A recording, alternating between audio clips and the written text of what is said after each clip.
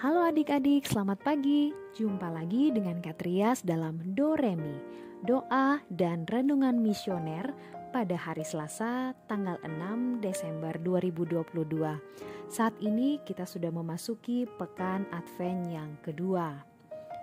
Hari ini kita akan membaca dan merenungkan sabda Tuhan dari Injil Matius. Namun sebelumnya, mari kita meminta tuntunan Tuhan. Mari kita berdoa. Dalam nama Bapa dan Putra dan Roh Kudus. Amin. Tuhan Yesus yang Maha Baik, kami mengucap syukur atas rahmat penyertaan-Mu sehingga kami bisa ada di hari yang baru.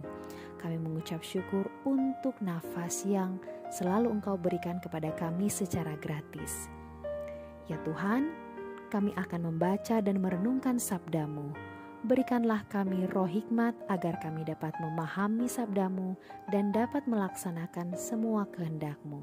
Demi Kristus Tuhan dan pengantara kami. Amin.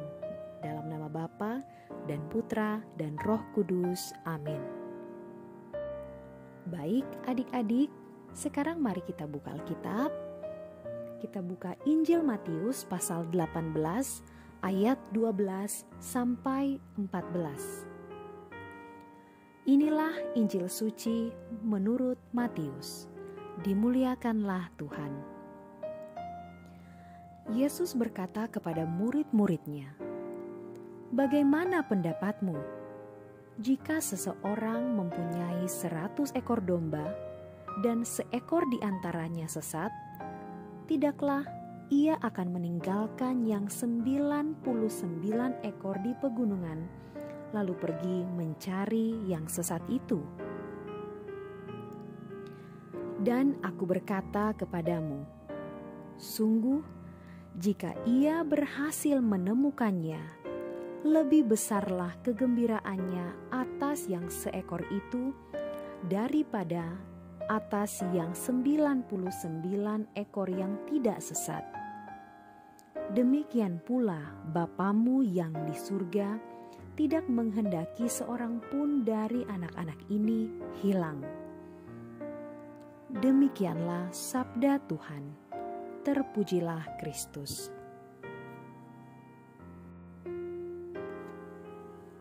Adik-adik sekalian, lewat Injil hari ini kita mendengar bahwa Yesus menceritakan seorang gembala yang berusaha mencari seekor domba yang hilang. Dia meninggalkan 99 domba yang lain dan pergi mencari domba yang tersesat.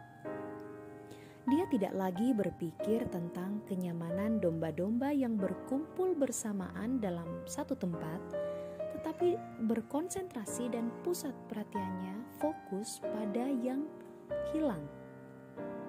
Yang sangat menarik bahwa jika ia berhasil menemukannya, lebih besar rasa gembiranya atas yang seekor itu daripada yang ke-99 ekor yang tidak tersesat. Lalu Yesus berkata, "Demikian Bapamu yang di surga tidak menghendaki supaya seorang pun dari anak-anak ini hilang." Adik-adik sekalian, jika kita renungkan apa yang dikatakan Yesus ini merupakan wujud cinta Tuhan kepada kita manusia. Kita manusia adalah domba yang sesat itu. Kita tersesat bukan karena kesalahan siapa-siapa, tetapi karena kita salah memanfaatkan kebebasan yang sudah diberikan Tuhan kepada kita. Kalau kita berpikir tentang domba yang sesat itu, dia tersesat karena dia tidak mengikuti kawanan domba yang lain dan tidak mengikuti tuntunan gembalaannya. Dia mungkin melihat rumput yang hijau di salah satu tempat dan lari ke sana, sementara yang lain masih mengikuti tuntunan gembalaannya. Atau karena keasikan menikmati enaknya rumput yang hijau dan segar itu, dia tidak peduli lagi dengan perintah dari tuannya, yaitu si gembala tadi.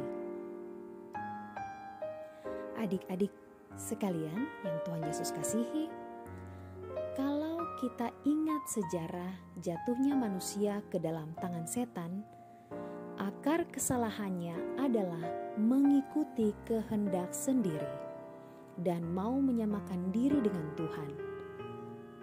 Tetapi walaupun demikian, Tuhan tidak pernah melupakan manusia. Ia tetap mencintai manusia. Karena cintanya, Ia mengutus putranya ke dunia mencari manusia yang tersesat itu.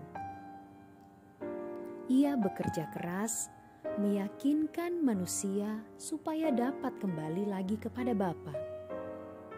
Puncak daripada kasih dan cintanya itu kepada manusia adalah mati di salib.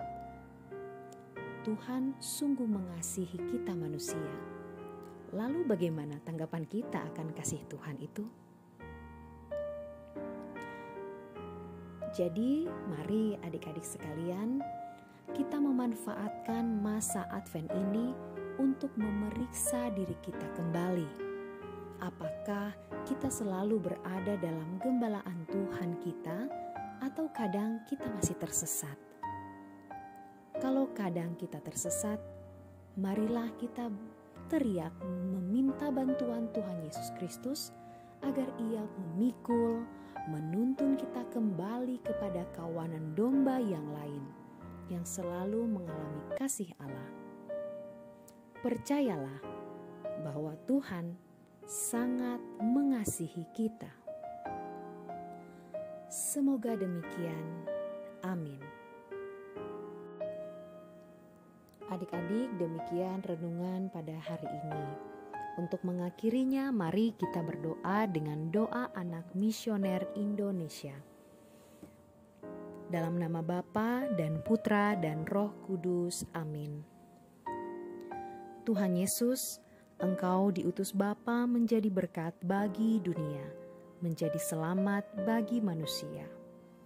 Utuslah kami anak-anak-Mu di Indonesia untuk menjadi sahabat yang kuat bagi yang lemah, sahabat yang rela berkorban bagi yang menderita payah, sahabat penghibur bagi yang sakit dan gelisah. Tuhan Yesus, kami pun ingin menjadi utusan-utusan kecil-Mu, teman setia bagi yang tersingkir terlantarkan, teman bicara bagi yang kesepian terlupakan, sobat yang gembira bagi yang sedih dan susah, sobat penuh penghargaan bagi yang tak dicintai.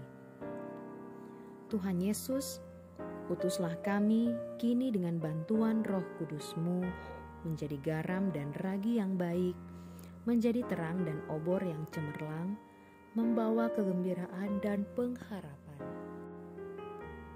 Tuhan Yesus, kuduskanlah badanku dan sucikanlah jiwaku. Kupersembahkan diriku padamu hari ini. Berkatilah semua anak dimanapun juga. Berkatilah semua orang yang kami jumpai, siapapun juga. Amin. Bapa kami yang ada di dalam surga, dimuliakanlah nama-Mu, datanglah kerajaan-Mu, jadilah kehendak-Mu di atas bumi seperti di dalam surga. Berilah kami rezeki pada hari ini, dan ampunilah kesalahan kami, seperti kami pun mengampuni yang bersalah kepada kami. Dan janganlah masukkan kami ke dalam pencobaan, tetapi bebaskanlah kami dari yang jahat. Amin. Salam Maria, penuh rahmat, Tuhan sertamu. Terpujilah engkau di antara wanita, dan terpujilah buah tubuhmu Yesus. Santa Maria Bunda Allah, doakanlah kami yang berdosa ini, sekarang dan waktu kami mati. Amin. Kemuliaan kepada Bapa dan Putra dan Roh Kudus, seperti pada permulaan, sekarang, selalu, dan sepanjang segala abad. Amin. Dalam nama Bapa dan Putra dan Roh Kudus. Amin. Oke adik-adik sekalian, demikian doa dan renungan pada hari ini. Kita akan berjumpa lagi pada Doremi yang berikutnya. Sampai jumpa, Tuhan Yesus memberkati.